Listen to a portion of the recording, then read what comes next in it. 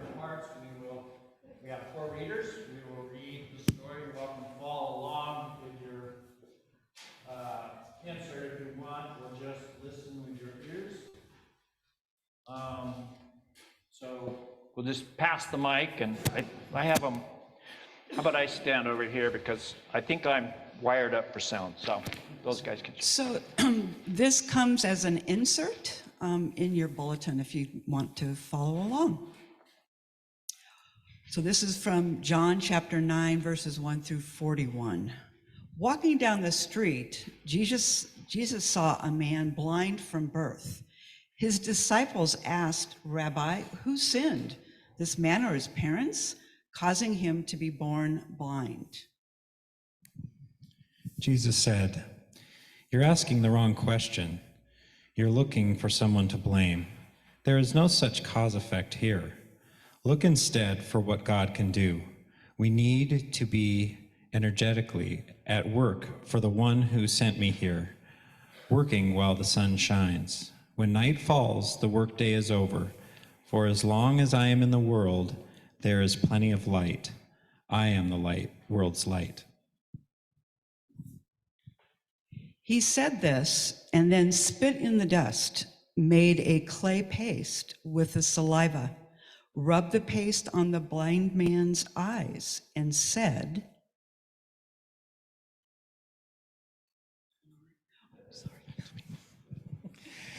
"Go wash at the pool of Siloam." Siloam means sent. The man went and washed and saw. Soon the town was buzzing. His relatives and those who year after year had seen him as a blind man begging were saying, "Why isn't this man the man we knew who sat here and begged?" Others said, "That's him all right." But others objected, "It's not the same man at all. It just looks like him." He said, "It's me, the very one." They said, "How did your eyes get opened?" A man named Jesus made a paste and rubbed it in my eyes and told me, "Go to Siloam and washed." I did what he said. When I washed, I saw. So where is he? I don't know. They marched the man to the Pharisees. This day when Jesus made the paste and healed his blindness was the Sabbath. The Pharisees grilled him again on how he had come to see. He said, "He put a clay paste on my eyes, and I washed, and now I see." Some of the Pharisees said, "Obviously, this man cannot be from God. He does not keep the Sabbath." Others countered, "How can a bad man do miraculous God-revealing things like this?" There was a split in their ranks. They came back at the blind man. "You're the expert. He opened your eyes. What do you say about him?"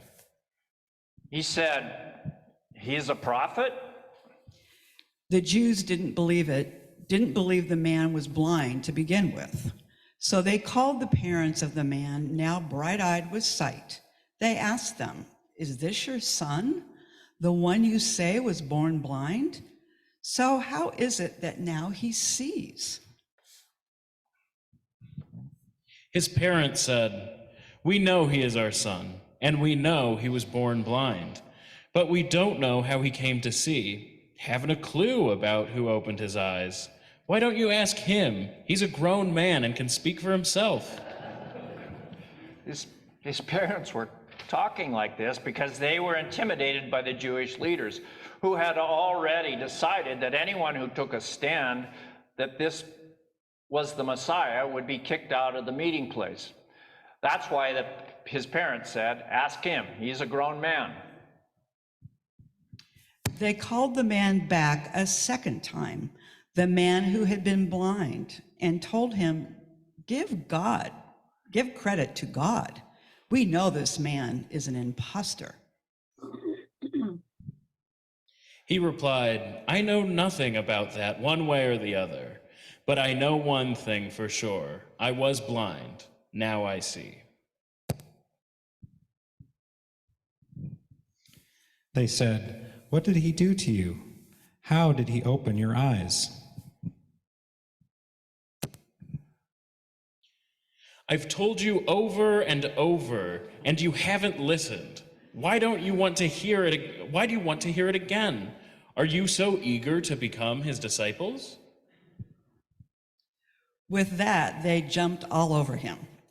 You might be a disciple of that man, but we're disciples of Moses. We know for sure that God spoke to Moses, but we have no idea where this man even comes from. The man replied, "This is amazing. You claim to know nothing about him, but the fact is, he opened my eyes. It's well known that God isn't at the beck and call of sinners, but listens carefully to anyone who lives in reverence and does his will. That someone opened the eyes of a man born blind has never been heard of, ever. If this man didn't come from God, he wouldn't be able to do anything." They said, "You're nothing but dirt. How dare you take that tone with us?" Then they threw him out in the street. Jesus heard that they had thrown him out and went and found him. He asked him, "Do you believe in the Son of Man?"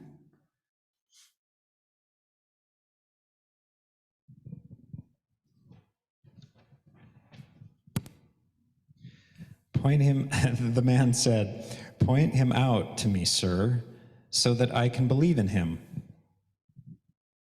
Jesus said, "You're looking right at him.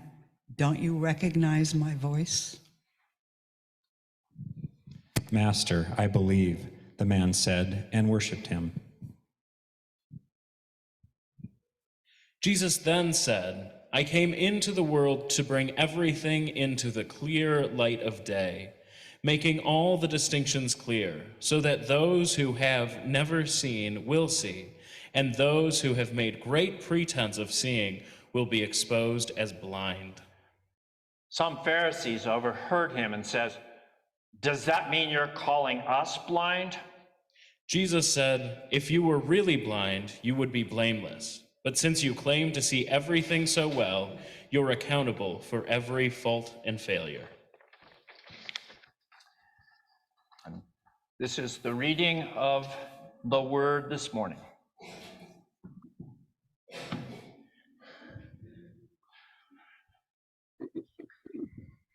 I'm going to pass this on to you, keeper of the mic this morning.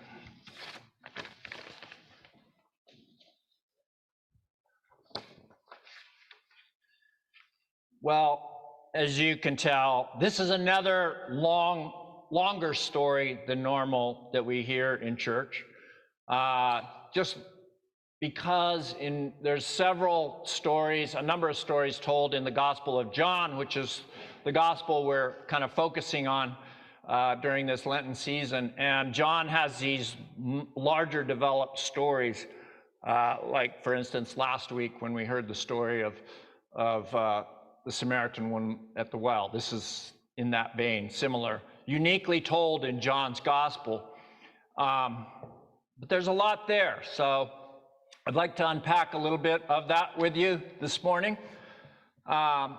This story to me is always, or not always, but as I've come to read it recently, strikes me for the humor, an interplay, a humorous interplay, you could say, between the blind man, whose miraculous and unsolicited restoration of sight is the object of the story. So it begins there. And then you have the interplay of the Pharisees, who are befuddled and stumbling all over themselves. And then you have the blind man's parents, who don't seem to want to get too involved. And the neighbors come into to this story, who don't even recognize the now healed blind man. And of course, Jesus, who is the healing disruptor of the status quo, whose actions call into question for us what true sight really is, which we could say, overall, that is the whole point of this story. Now let's look for a moment at these various players. Let's take the blind man. This somewhat passive character, he's not given a name, is minding his own business when whatever business it is that blind people have, usually we imagine standing on the side of the road, hoping somebody helps him out with his finances, meager begging. But the disciples see him and they ask, who sinned, this man or his parents? So I think we should note that the question starts, at least in our minds now, I would hope, with a faulty premise. When bad things happen, it's because the victim or the victim's family caused the issue and offended God, and so this is a kind of divine punishment. This was a common theological lens at that time, and we still have certain variations of it today in many respects. When misfortune strikes, something or someone must be responsible. So people might say karma is catching up for a bad deed done in the past, or the family committed some impropriety which brought on the misfortune. It's a confusion in many respects of correlation and causation that creates bad theology. Or we could even extend this idea to folks who in our time we've heard say, well, our current problems in our world are because we took prayer out of school, for instance. You know, it's a confusion of confusing somebody's at fault, and there's a confusion of correlation and causation. But it is a human tendency to want to make sense of suffering, and should give us a moment to pause. How many people have been hurt by variations of bad theology? Many, I suspect, especially the many who justifiably would never darken the doors of a church again because they have been so wounded. In fact, it seems to me the implicit mission of this church, hopefully, is to be a counterweight to such harmful theologies, and offer us a new version, a new vision, a more true vision of God's love. To make sense of perceived tragedy, we might hear things like, God is testing you to make you stronger, or some good will come out of this, or God made you special, or God never gives us more than we can handle, and so on and so forth. We've all heard those things. But for most, hearing such abstractions are not that helpful. In truth, what we really want is something much simpler. We just want to be treated with dignity and non-victimhood, if you will. Our handicaps, which we all have, shouldn't define us. And what we most want, I believe, is to have our intrinsic worth acknowledged. And then, in response to the question in our story of who sinned, or who caused this sin, Jesus says, neither this man nor his parents caused this man to go blind, but rather this happened so that the work of God might be displayed in his life. Now, I had to struggle with this idea a little bit. Does God use people or situations as object lessons? That doesn't seem quite it. But let's say it is so. Could we not also say it is true of us at any time? You and I have come into existence, we could say. We happened so that the work of God might be displayed in our lives too. Whether through our fortune or misfortune, is there not always the potential in any circumstances to bear witness to the power of God at work through us, and in many cases, in spite of us? And mind you, when we are down, we are not always the best witness of God to the world. But then that's when others come to us and they bring us the grace we need. They help us to open our eyes. For God to be revealed, we must be ready to both receive as well as to give the glory of God that we carry. It works both ways. Now, after the blind man is healed, now suddenly another interesting thing happens in this story that I noticed. The man's neighbors no longer recognize him. That seems odd to me. They're his neighbors. They say, isn't this the same man who used to sit and beg? Some claim, it says, that he was. Others says, no, he only looks like him. But the man said, I am he. So what's going on here?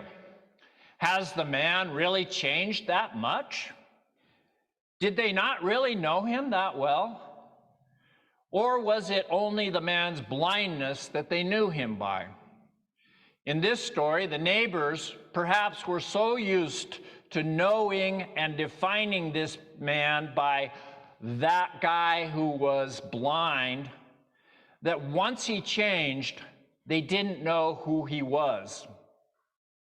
But he never was that one thing.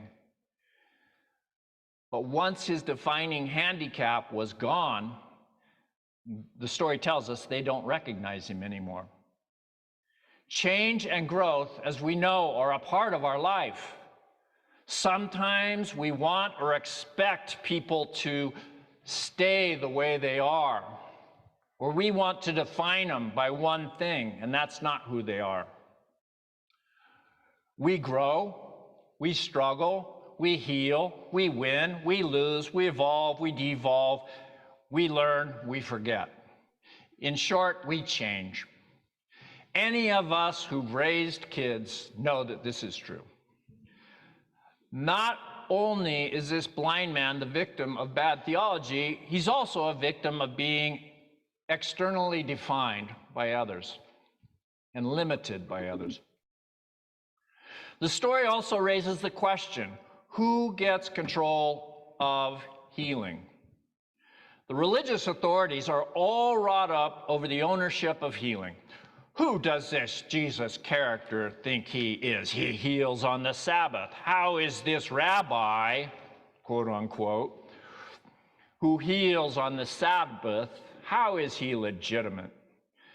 Again, of course, it doesn't say it exactly that way, but that's the implication. Again, we have a certain theological assumptions being challenged. Because Jesus healed on the Sabbath, therefore he is a sinner, and we know that God doesn't listen to sinners, therefore this miracle of restored sight cannot be legit. It's how the brain sometimes trips us up, doesn't it? But then there were others, the story tells us, who said, but he did do a miracle. Since God doesn't listen to sinners, yet apparently God did listen, how do we reconcile that? Oh, I know. Maybe the man never was blind. That's it. Resistance to new information is a stubborn thing. In this day of denial of reality, we know that well. And so they have this inquiry of the man himself. And then they go to the parents and inquire. And then they go back to the man and inquire with him again. And then there's this funny line where the man just says, since you're so interested in this matter, maybe you'd like to become one of his disciples. And then the authorities respond saying, we're followers of Moses. That is, we have the right credentials. As for this guy Jesus, we don't even know where he comes from. And then the man, the blind man, makes a logical response. How interesting. God, you say, doesn't listen to sinners, yet Jesus has caused me to see. Therefore, the man is basically saying, by your very logic, since I've been healed, the man Jesus must be from God. It's the classic if A equals B and B equals C, then A equals C, right? At which point, the religious authorities throw up their hands in frustration and kick the man out.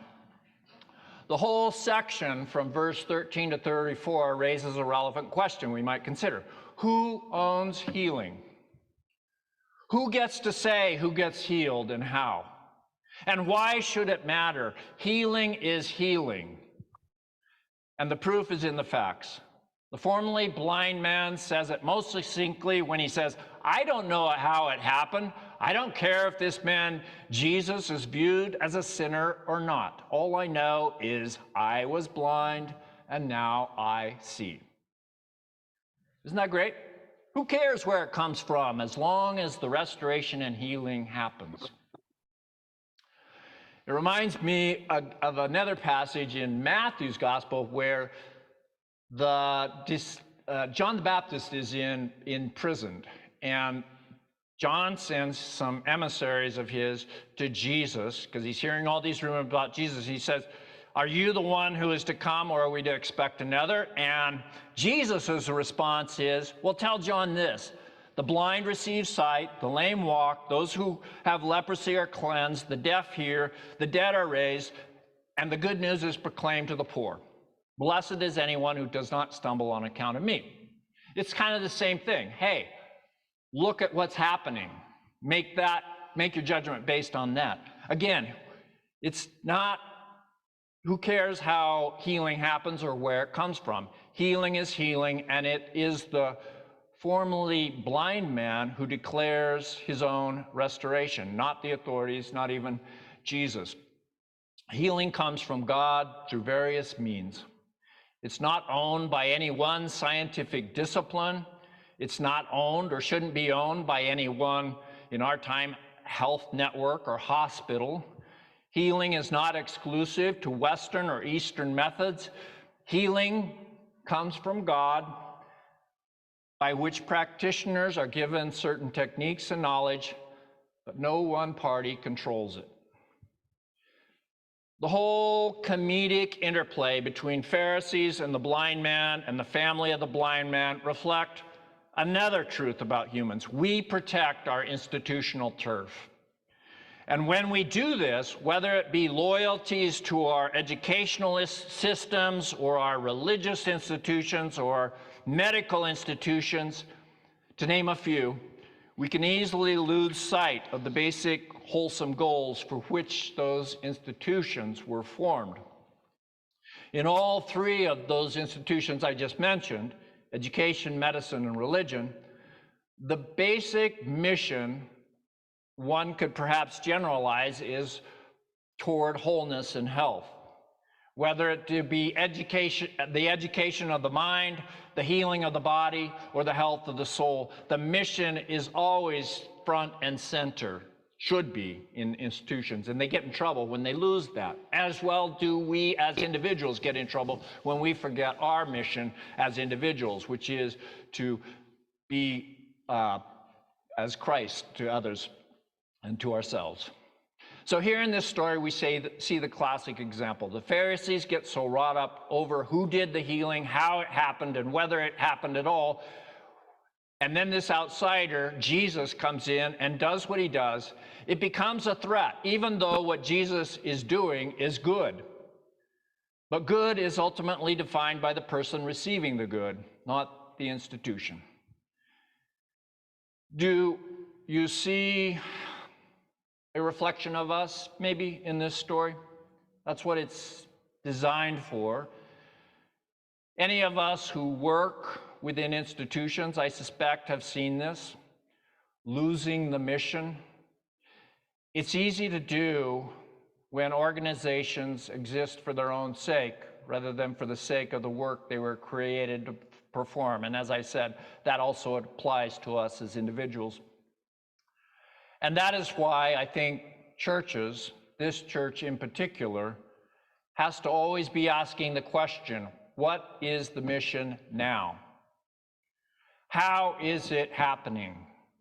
How well are we doing with that? And if our calling is to heal, what and who are we seeking to heal? If our calling as Christians is to continue the work of Jesus by restoring sight to the blind, we must always be ready to look back at ourselves and ask, what about our sight? That's what the story is really doing. It's asking us to look at ourselves. How are we blind? Do not the Pharisees in this story have as much to teach us as Jesus does? I think this is something for us to all consider. It's a long gospel story with many facets and angles to consider. It's what I love about the Gospels, and that's what I love about the Bible itself. It never ceases to have different ways of being looked at and understood and applied. And thanks be to God for that. Thanks be to God that there is always more light yet to be revealed in God's holy word. Amen.